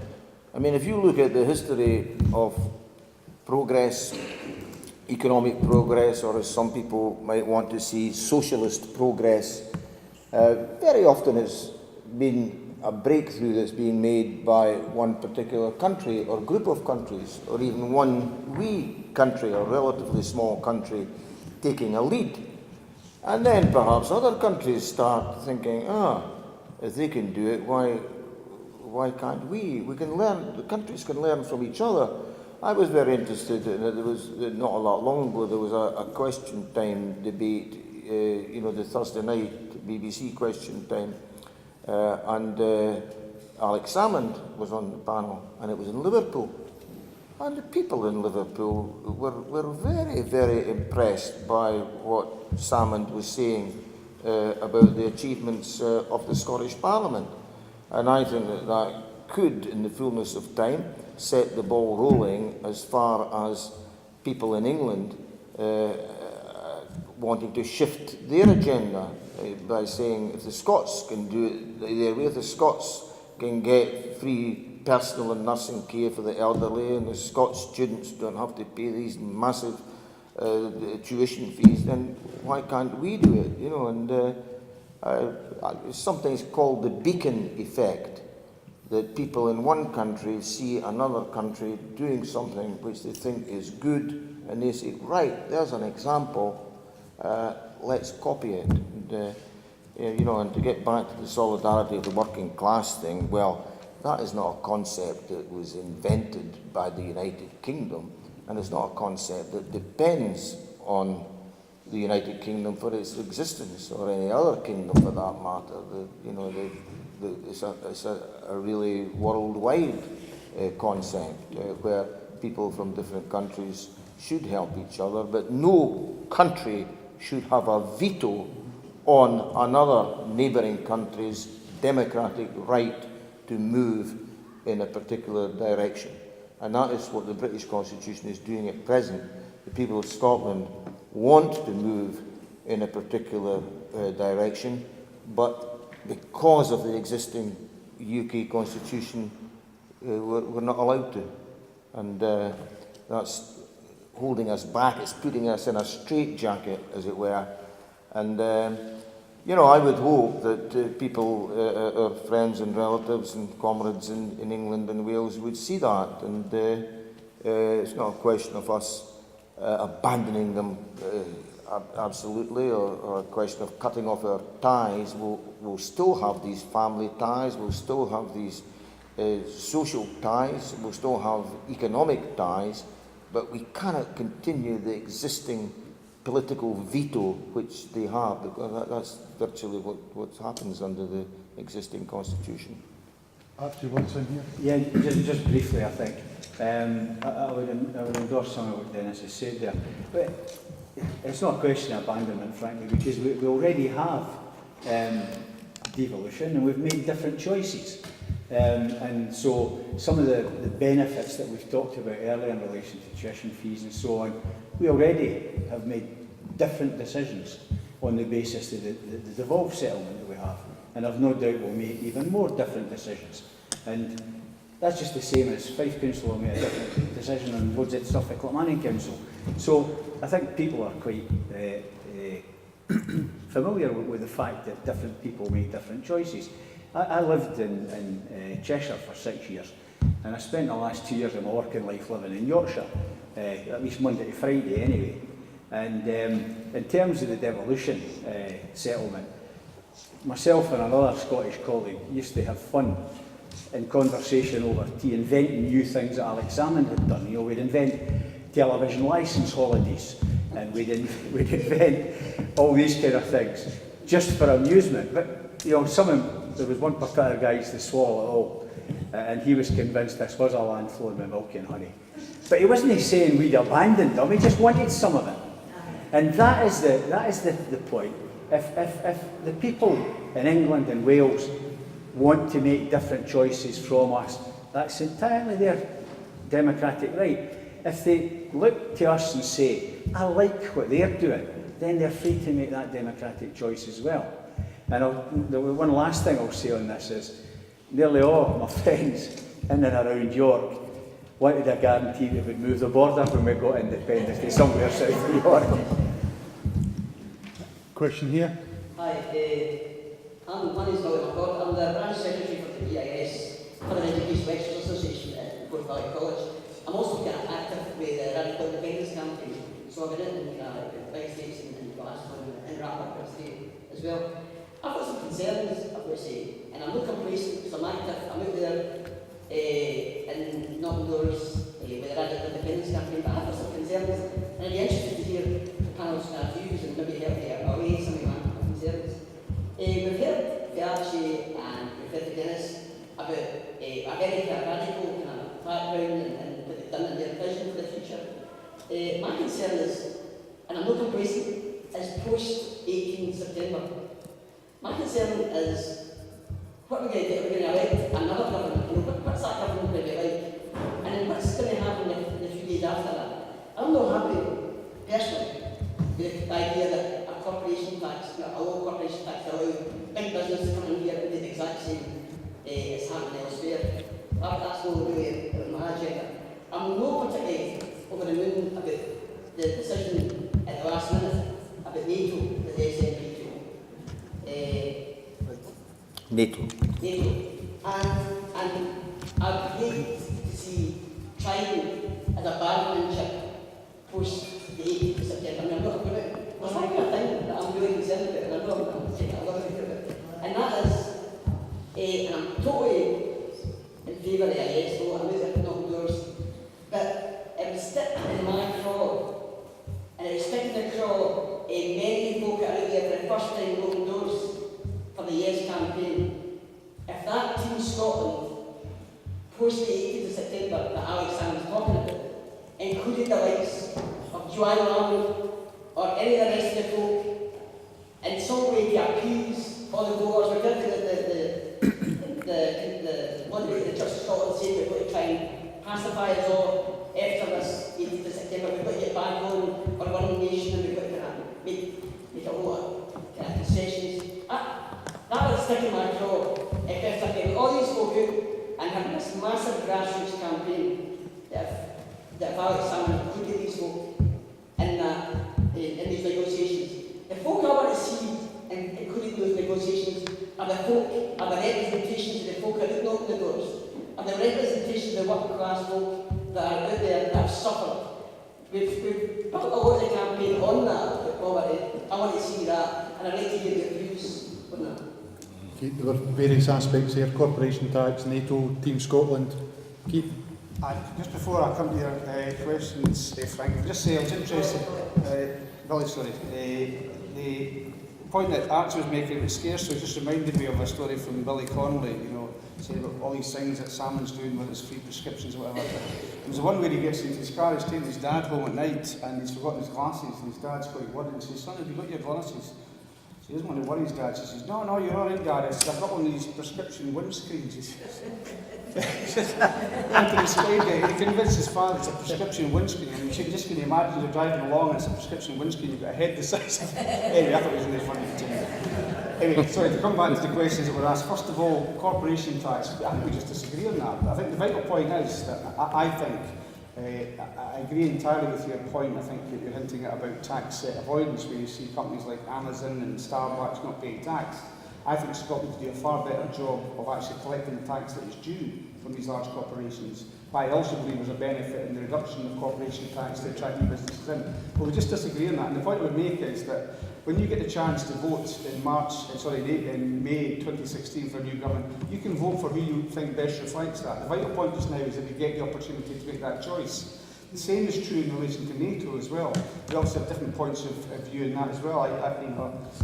I spoke at the SNP conference in favour of membership of NATO for reasons which I outlined at the time, and I'm happy to do that. But once again, and from some of the folk that you went out with radical independence, you have a lot of folk there will not support that view, but they'll get a chance to have their vote. The point just now is to get the power, the opportunity to make that vote and that choice.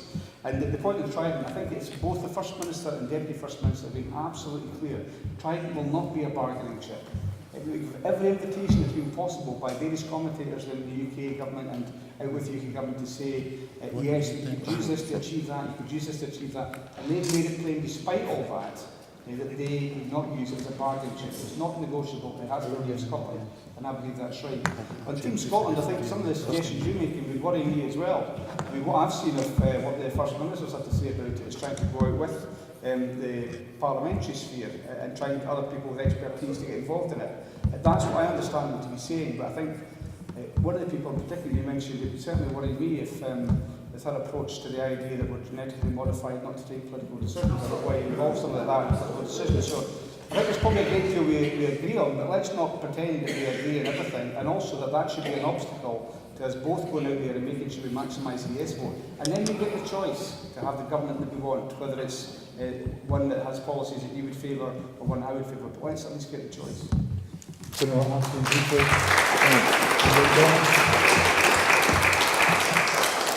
Can't I recognise you when you sat down there? Some faces are familiar from the past. Good to see you again. Post-referendum. The thing is, Joanne Lamont will have a vote, same as you and me. And there'll not be an election the day after the referendum. At best, it's going to be a couple of years thereafter. So, Joanne Lamont will have the chance, if she's still leading the Labour Party, whatever that looks like after a yes vote, to put forward a manifesto, as will others. Now, I would imagine that the voice of the left in a post-referendum position will be rather different from the voice of what's called Labour at the moment. You notice I didn't say the left. So there will be a period when we will have a debate and a discussion about the kind of government we want. And I suspect that will change over a couple of elections. Nothing is going to happen like that. It never does. On the question of Trident, I mean, for me, that's the biggest single reason for voting yes. You know,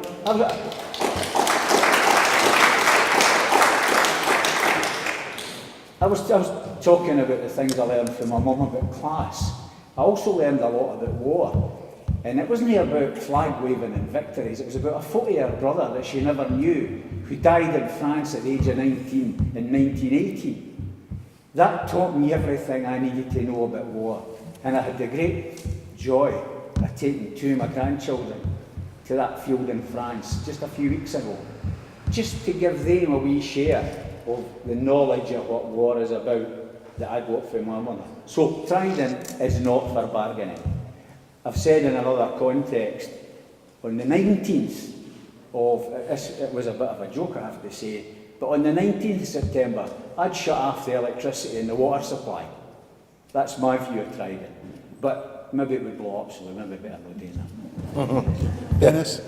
I can understand Billy's desire for a more radical agenda in an independent Scotland, and I'm realistic to know that in the immediate aftermath of a yes vote, we're not going to get a socialist utopia.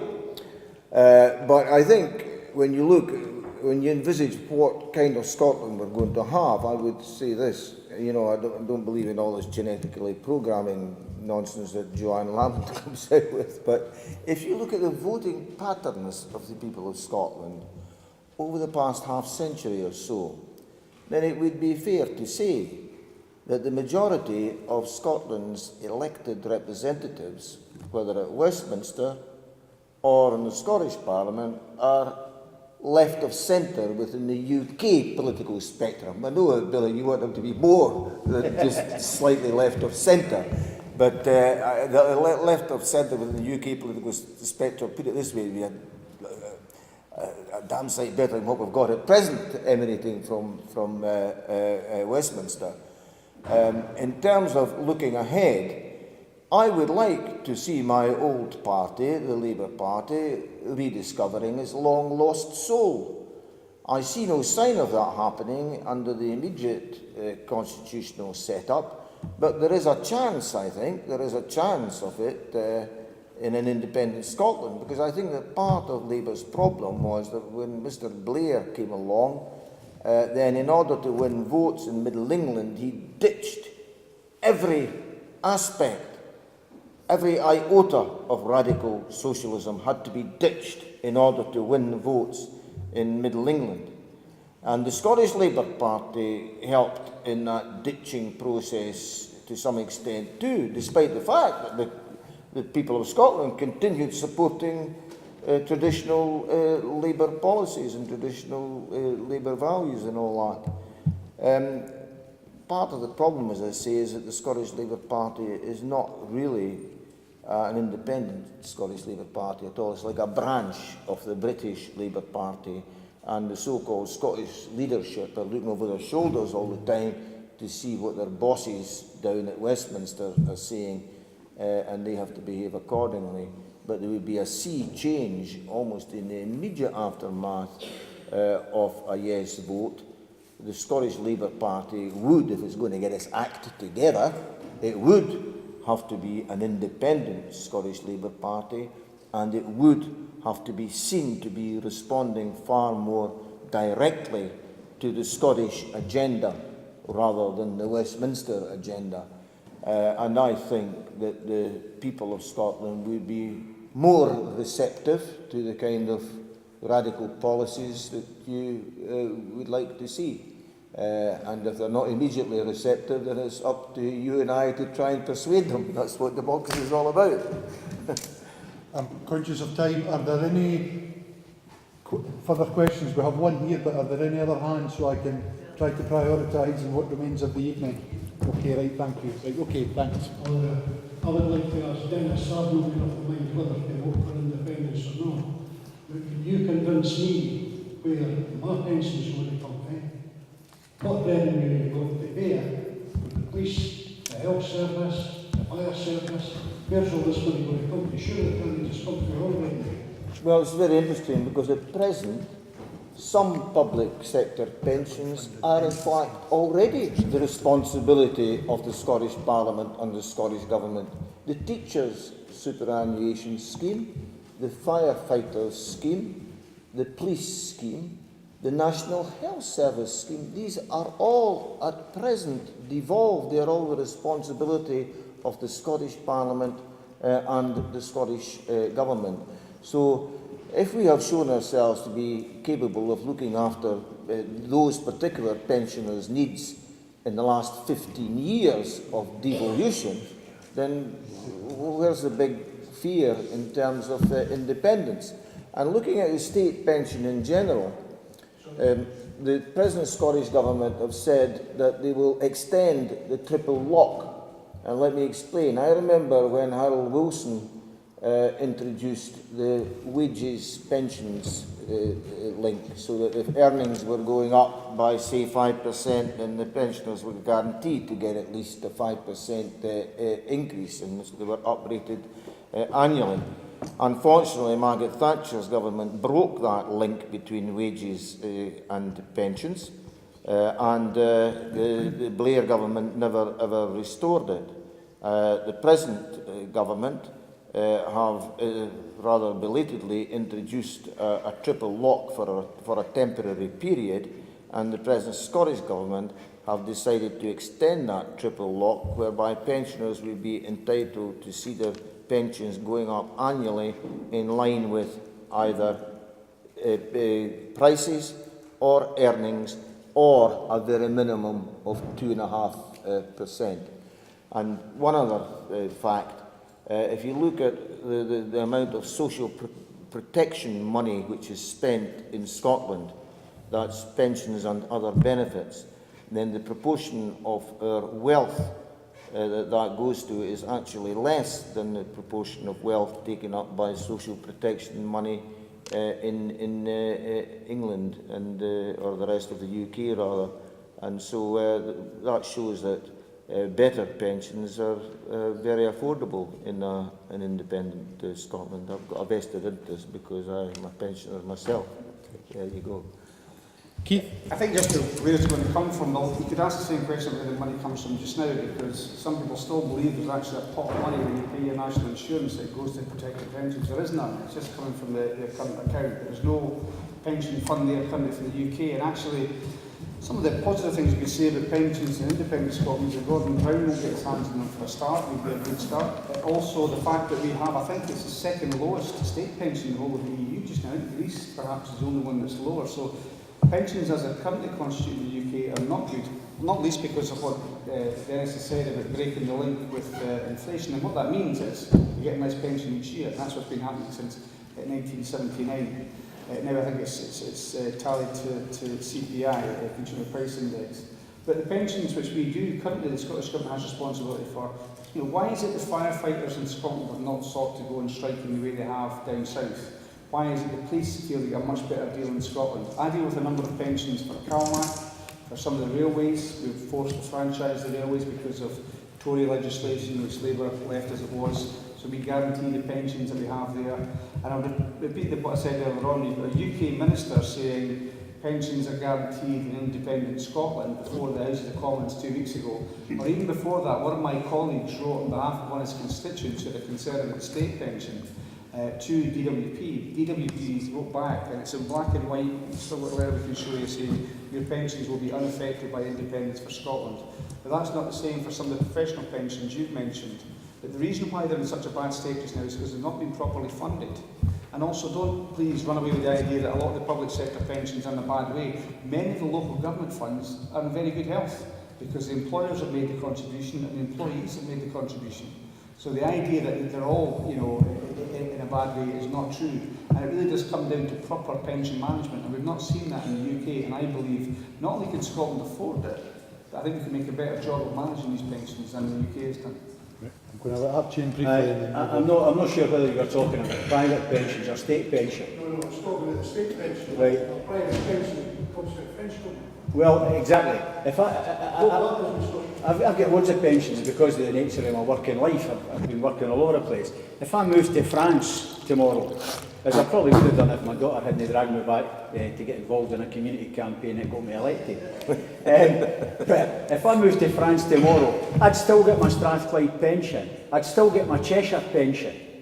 I'd still get my civil service pension. So those are safe because those are pots.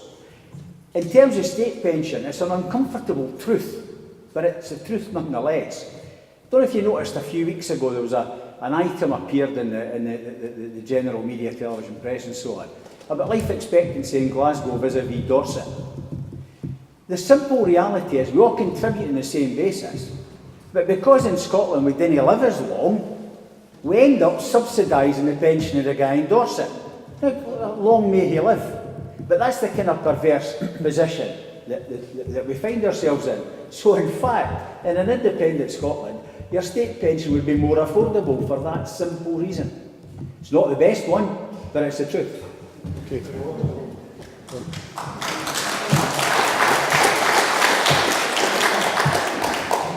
Hi, a question I asked sometime back in the Cochrane Hall, I've got two questions, is after independence, who will own and get revenues on the coastline of Scotland? Will Scotland own its own coastline, or will all the tax revenues for every renewable unit of energy coming over the coastline still go to the Crown Estate, or will it now revert to a Scottish Treasury? That's one point. The other point is about wages. The White Paper says it will bring in a living wage for, I think, all civil servants, which leaves the rest of us kind of wondering why we're not worthy of that as well. And young people who maybe go through university and put all that commitment in, come out, and then the next step is unpaid internships, which is fine if you've got parents who can fund your rent and your travel and your food, but there's a big barrier to those who can't live for free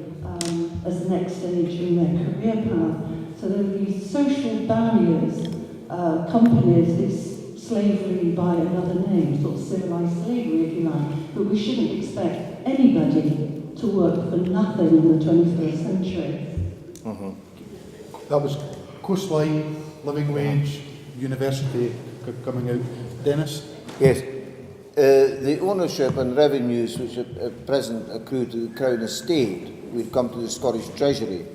A lot of people think that the Crown Estate money all goes to the Queen, but the Crown, in that sense, is just something which is publicly owned. Although the last... Pardon? To the UK Treasury.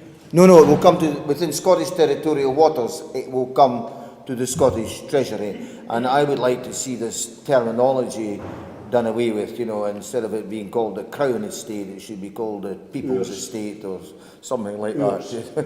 Yes, indeed. Yeah, because there was a bill went through Parliament actually just about a year or two ago whereby some of the revenues from the Crown Estate were actually handed back to the Queen and other members of the royal family because they were pleading poverty under the existing civil list. But anyway, the Scottish Parliament, the Scottish Government would have full powers over the revenues from the Crown Estate within Scottish territorial waters and also within Scottish land, because some of the Crown Estate properties are on land as well as offshore. On the living wage thing, I think the present Scottish Government said that they would like to see that implemented for all those who are employed by the Scottish Government, right? The present Scottish Government does not have powers over employment matters, but in an independent Scotland they would have powers over all employment. Yes. Yes, there is. You're correct. It was one of the few good things, in my view, which was done by Mr. Blair's government. They introduced a statutory minimum wage for all employees, whether in public sector or private sector. And I notice that Mr. Miliband is rather belatedly coming out and saying that he would like to see the minimum wage raised. He's not saying how much he would like to see it raised to, but I certainly think that we should aim to ensure.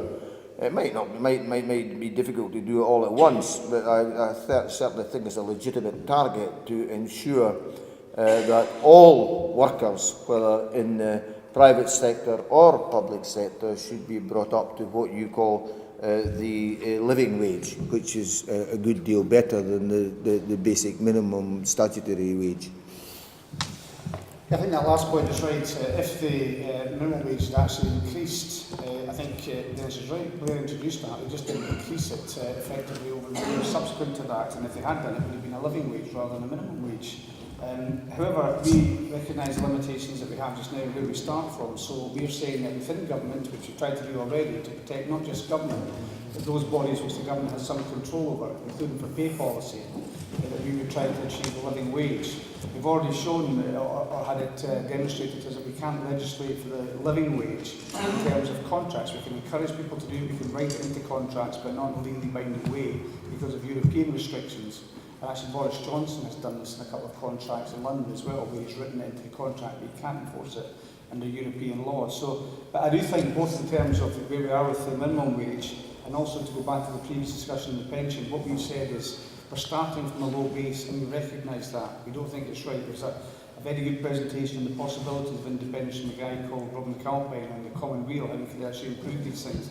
Also go much further in terms of worker participation in big business, workers' representation on the board and employment democracy as well. So there's a lot more that we can do. But what we said, for the purposes of the referendum, is we are not going to see any regression in those benefits, and we believe they can improve over time as we improve the finances.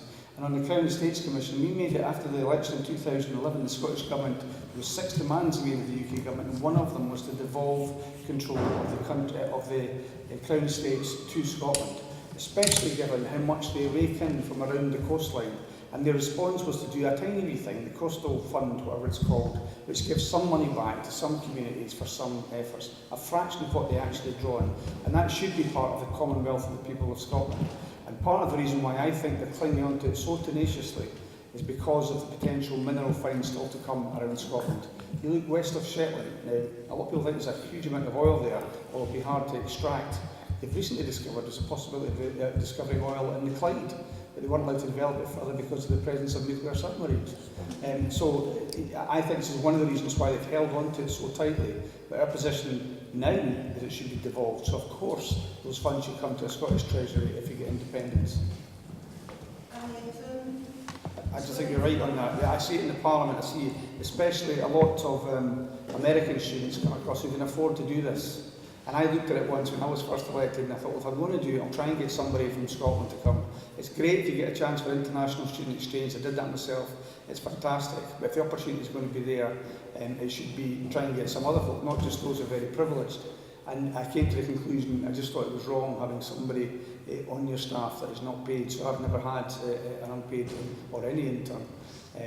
I should say I've had my kids occasionally working for me for free, but that's the problem with their father, I suppose, but or a couple of days. But no, I think you're right. I think there's something wrong with that. And what's even more shocking is to find out that 62 Labour MPs employ staff on 0-hour contracts. Okay, that conscious. Right, one last question. I would just like to say that it annoys me when people say, where's the money coming from? But where do they think the money is coming from now? Do they think that England has given us these fantastic pensions and all this kind of thing? Do they think it's coming through pensions? They don't think we've contributed any to what we're getting. And it also annoys me when a year and a half ago, this is comments by the way, it's no questions. A year and a half ago, ago, a year and a half ago, I was watching the television and we were getting things like question time and they were saying, oh, let the Scots go, if the Scots go, let them want to go, let them want to go. Are you doing the line, they're coming up, well, sending people up here to do this, that and the other, and if they're that happy to keep us and they want to keep us, I think there's someone underlying. They don't want to let us go, so why do they want to let us go? That's what I'm thinking. Any comments? Just very quickly to say, go back to the time that Archie was talking about, the mid-1970s, just after that, the Labour government at the time asked for a report on Scottish independence and its possible economic future. It came from a guy called Gavin McCrone, a Labour inclined professor, who concluded in his report that Scotland have embarrassing levels of wealth, Saudi Arabian levels of wealth. We have a problem with its currency, it'd be a petrol currency, it'd be so valuable and causing problems. And they had that report for 30 years. And their arguments ever since then were the exact opposite. No, you're too poor, you're too weak. In fact, you're too stupid, you're something. Can I just say as my last contribution that the point that Dennis made about his experience in the Labour Party, especially when Blair took over, and a lot of people, I think, in the Labour Party who genuinely believed in social justice found themselves hollowed out by some of the stuff that Blair did. Well, if you come to the Scottish Parliament today, with one or two exceptions, you've got a Labour Party there that seems to stand for nothing else but a staunch defence of the Union. There's nothing that comes. I'm not trying to make a political point. Clinton's trying to bolster Dennis's point about the fact that the Labour Party's really got to try and rediscover the reason why he's in politics. Because in the Scottish Parliament just now, they're more Tory than the Tories. It's like the Labour and Unionist Party. And that seems to be the only thing that animates and enthusiasm these days. And a lot of it's to do with just pure hatred of the SNP and want to see put one over on them. That will be the biggest joy they'll get. And really politics, whatever party you're in, it's got to be about a bit more than putting one over on your opponent. So I think this will be the making of those in the Labour Party that want something positive for the country, because we're not seeing it from them just now. I'm conscious of the time. Can I say thank you very much to everyone for coming along this evening. I think you'll hopefully all agree in Archie, Keith and Dennis. We've had three superb speakers. Could I ask you to show your appreciation in the normal manner?